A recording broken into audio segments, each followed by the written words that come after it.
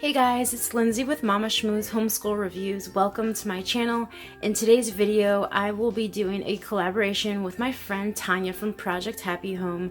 We both love planning so much, and we did a series on homeschool planning maybe last month, I think, and we did a series of 4 weeks, and now we're finishing up our series of homeschool planning with our homeschool binder that we said that we were going to share with you guys. So we are finally sharing it with you guys. So once I share this with you, go ahead and check out Tanya's channel. I'm sure you guys have heard of her. She has a great channel with awesome book reviews and great choices of curriculum for her kids this year. So she has shared all of that with you guys. So go ahead and check out her channel. She has 3 kiddos. My homeschool binder is just pretty simple. It's made from a 5-star flex binder, and I have a laminated sheet that I got from a free printable called 101planning.com, and I will link all of the covers that I got from that website for you, and it's all free. That's what I love about it. So let me rip this off real quick. You can see that it's just a 5-star binder, and I put Velcro strips here from the Dollar Tree, and I put Velcro strips on this laminated paper, and it works out well because I can interchange this cover whenever I want to. I used it last year for when I did Bookshark, and I had my own planner for about 3 months, and then it didn't work out, and then I ended up using an Erin Condren planner. But right now, I am using the Purple Trail planner. So a lot of my planning is in that teacher planner or my mom planner. And then this is mostly like for things that I don't look at every single day. So let me share with you guys like what is in my homeschool binder. I do like the 5-star binder because you can just reuse it, like I said, and it's very versatile. You can use it for so many things. I have a preschool binder for my son, and since it's super flexible and durable, he uses it for his workbooks and stuff, and it works out great. And I've used this for several years, and you could keep on reusing it over and over again, and I love the fact that you could do the interchangeable binding cover with it because it's like made out of really durable plastic. Alright, so the first section I have is seasonal schedule. That's how I schedule our homeschool. There is an insert area where I put this in, but I wanted to take this out because it's like grayed out and you can't see how pretty these covers are. And I will link all of that, the websites below where I got the printables from. So they're very, very pretty and floral and watercolor, just like my style, and I just couldn't believe I found such a great little resource online for free. So this is just our 2018-2019 two-year in glance, so I could see what are the federal holidays and what the Jewish holidays are, and I highlighted them in blue for the Jewish holidays, and I highlighted all the federal holidays in red. And so this is what I have in my homeschool planning video that I will link up above if you want to look into that to see how I plan for our year. This is also a summer, fall, winter, and spring seasonal planner of how I just kind of basically, it's not a scope and sequence, I don't know why that's there, but it's more of like just, this is what I do for the summer, this is what we're going to do for the fall, and our unit studies and what we're going to be going over, so I could see it at a really quick glance. And that's just how my brain works. I like to see the whole entire year spelled out for me, but not in so much detail, just, you know, literally like the subjects that I have and what we're going to be doing. And then this is our summer homeschool rhythm sheet where I made Monday through Friday, like morning all the way before dinner, and like what our regular little, you know, rhythm of the day is. So it helps me out. It's just a good way to put everything down on paper, and it helps me out for sure. And then I need to do a fall homeschool rhythm. So the next page is my husband's schedule for work and all of the days off that he has. So I won't be sharing that. But at the end of every section, I have a very cool folder. And this folder has like a little flap so that the papers don't fly out, and a little pocket right here. And then the little, there's another little tiny pocket where you could put little stickers and post-it notes, and nothing can fall out because it's like a little envelope, which I really love because it's very helpful to keep things in here. And this is the second section, which is mission statement. And this is very important to me in our homeschool to know what our mission is and what our statement, not our statement, what our vision is, and some of the scriptures that hold our family together. My husband and I have a lot, so I wanted to write them down and put them in here. I have not made that yet, but I have an idea of what our mission statement is in our homeschool. I've been like thinking about it for the past year or two, and I just haven't written it down. But it's very important, you guys, to write your vision and your mission statement down for your homeschool for those days that are going bad, or just just to encourage yourself. This is the reason why we are homeschooling.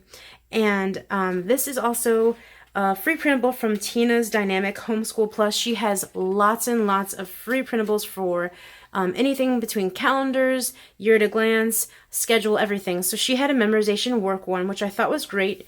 And she has different types of memorization, from science to geography to Bible.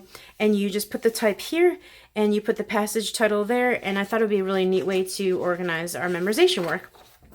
And then over here is just like a mommy thing that I wanted to have because I just don't have it. So I thought it'd be great to have the Bible reading checklist right here. And then every Bible book that I read or chapter I could highlight off so I could see the progress throughout the year, because it's important that I'm reading the Word and it keeps me accountable. And then this is just like some traceables from Heart of Dakota, and here are some memory verses from this train that I made, or I didn't make it. They actually had it. Heart of Dakota has a person on there that made these trains, and they made flowers with memorization verses, and it goes along with Steve Green, Hide 'Em in Your Hearts, which is on YouTube, or you can buy it on Amazon.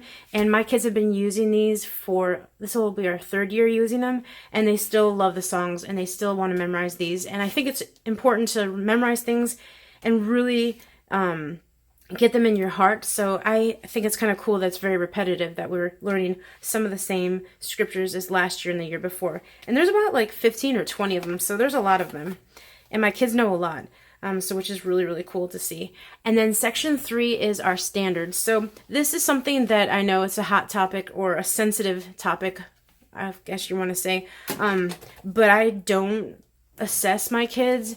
But I do look at the assessments and the standards for preschool to kindergarten. My son's in preschool, so I'm going to be looking at preschool and kindergarten. And then my daughter's in 1st grade, so I'm going to be looking at 1st grade standards, and I'm going to look at 2nd grade standards. I got these on Teachers Pay Teachers. It's Common Core Galore and More.com. So that's it. And then I went on the website.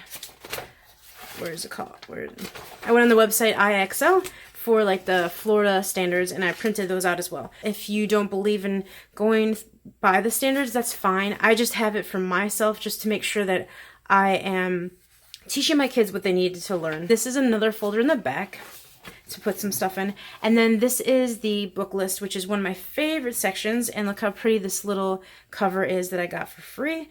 I love it so much. And I just went on to 5 in a row, and I copied and pasted all the books for volume 1 through volume 4. So every time we read a book from the library, if I want to search for a specific book, I have it all available here, and then I can highlight it when I'm done, which is a lot easier than writing down your own reading list.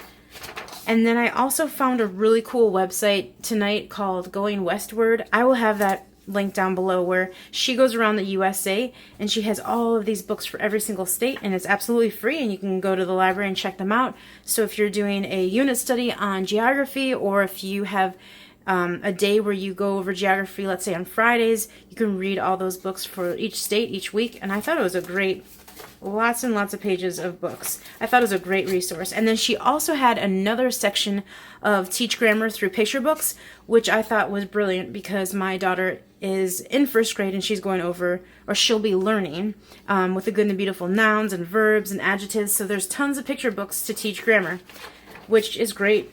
It's a great resource, so I don't have to do all the research. So that was wonderful for me to see. And then I have another folder in the back.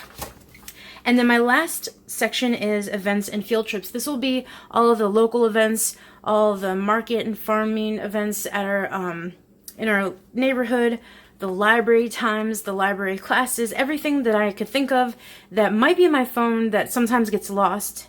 I'll have printed in here, and I haven't done that yet, but any field trips or things that I want to start doing, I will put in here and kind of print out, kind of like I did with the book list, and just have it available for me. And I have just an extra section if I wanted to do another section in the back, and then some paper, and I have some grid paper that is from 5 Star, which I love. It's reinforced. And this is like really tough paper. You can't rip it out. And so if you're planning on like designing something for your homeschool room, or doing an art piece or something, this is a really good graph paper to have available for you. So yeah, this is my homeschool binder, and it's the 5 Star Flex. And oh, for you guys that don't know what a 5 Star Flex looks like, this is what the inside looks like. It's very flexible. and you just like stick it in and it snaps in. Thank you guys so much for watching Mama Schmooze Homeschool Reviews. Go ahead and check out my friend's channel, Tanya from Project Happy Home, to see what she put in her homeschool binder. I'm really excited to jump over there and see what she's put in her binder to get some ideas. And let me know, you guys, what do you put in your homeschool binders? I would love to hear what you guys have in yours to get some more ideas. Thank you so much for watching.